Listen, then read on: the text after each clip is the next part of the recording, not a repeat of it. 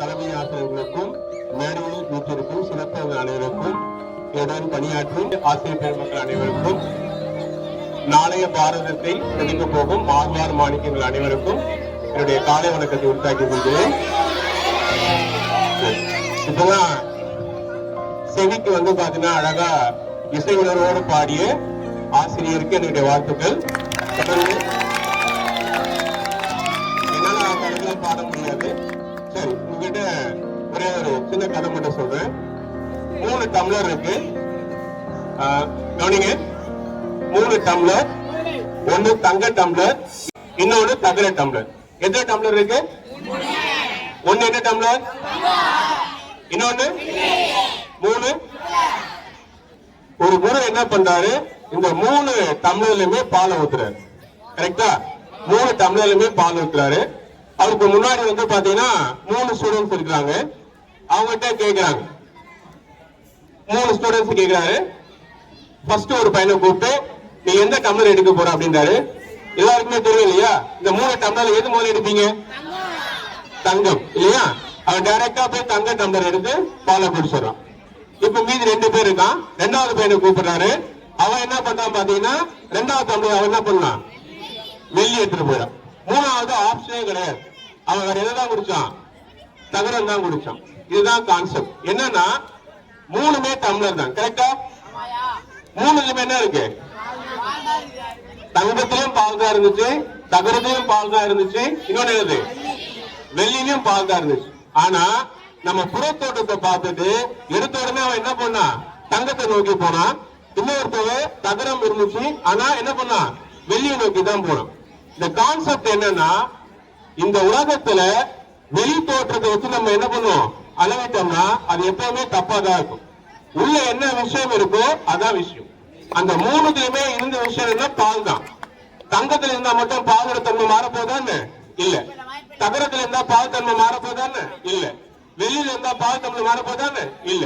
3த்துலயுமே இருக்கக்கூடிய பால் அதோட தன்மை மாறவே மாறாது. அதே போலதான் நம்ம மனசுக்குள்ள எப்போதுமே நல்ல விஷயங்கள் போட்டுக்கிட்டே இருந்தோம்னா அது எதுவாக நம்மள பாதிக்காது இல்லையா? சரி, உங்களுக்கான இப்போ ஒரு சின்ன பேஸ். ட்ரையாங்கிள் வரையணும்னா எத்தனை லைன் தேவை? ட்ரையாங்கிள் வரையறதுக்கு எத்தனை லைன் தேவை? ஸ்கொயருக்கு? இப்ப நான் சொல்ல நல்லா கவனி. It is one of the question asked in a UPSC examination.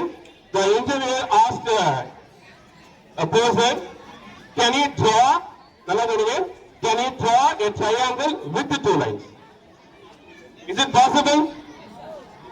நான் சொல்லுது புரியுதா? Can any one of you draw a triangle with 2 lines? 2 லைனை வச்சு உன்னால ட்ரையாங்கிள் வரைய முடியுமா அப்படின்னு கேக்குறாங்க. முடியுமா? எப்படி வரைவீங்க? 2 லைன் தான் இருக்கும். Any possible? Again another question. Can any one of you draw a square with 3 lines? இந்த வார்த்தை ரொம்ப முக்கியம். Can any one of you draw a square with 3 lines? 3 லைன்ல வரைய முடியுமா? Any possibilities? This side? Okay, impossible. Here? Impossible? How? இல்ல, என் question நல்லா புரிஞ்சுக்கோ. Can you draw a triangle with 2 lines? இது இங்கிலீஷ் தான் முக்கியம். ஏன்னா ஒரு நோட் இருக்கு.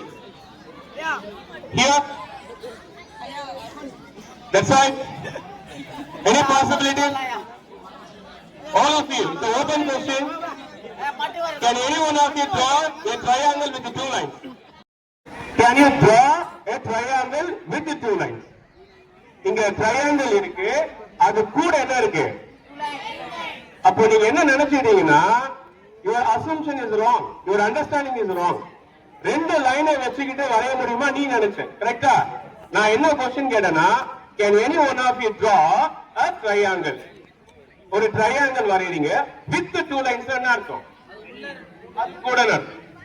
இப்போ இதே क्वेश्चन நான் கேக்குறேன், can any one of you draw a square with 3 lines? இப்போ impossible possible? நல்லா கவனி, the words of power, the way you take the word and it is understanding you how you take it. நான் கேட்ட question with 2 lines னா அது கூட அர்த்தம். புரியுதா? நீங்க என்ன புரிஞ்சிட்டீங்கன்னா only 2 lines நான் புரிஞ்சீங்க. There is a vast difference between only and with. Okay? So try to understand and then you get information. இது எதுக்கு நான் சொல்றேன்னா, இந்த கிளாஸ்ல உங்க டீச்சர்ஸ் என்ன சொல்றாங்களோ அதை கவனிச்சனா கண்டிப்பா பாசிபிலிட்டிஸ் ஆகும். Okay my guys, thank you. So அதோட வெளிப்பாடா இந்த குழந்தைகள் தின விழாவில் நம்முடைய மாணவ செல்வங்கள் அவங்களுடைய கலைப்படைப்பு ஒரு மேகசின் உருவாக்கி இருக்காங்க. Now may I call upon our FM sir to deliver this one. Please sir. அப்படின்னு பாத்தீங்கன்னா இதுல வரைஞ்சது எல்லாமே நம்மளுடைய பசங்க தான். Let me thank our drawing master Mr. Senthil Kumaran sir for his contribution. Last page பாத்தீங்கன்னா ஒரு கார்ட்டூன் இருக்கு, இதை நாங்க டிஸ்பிளே பண்றோம். இரண்டாவது மேகசின் சபரி வாசன், இது எல்லாமே நம்ம பசங்க பண்ணது. இன்னொரு விஷயம், நம்முடைய சபரி வாசன் விஸ்வா இது எல்லாம் ஒரு கான்ட்ரிபியூஷன். நெக்ஸ்ட் இயர் நம்ம கண்டிப்பா ஒரு பிரிண்டட் நியூஸ் பேப்பர் நம்ம ஸ்கூல் சார்பாக வெளியிடுங்கிறது சார் ப்ராமிஸ் பண்ணியிருக்கேன். Thank you sir.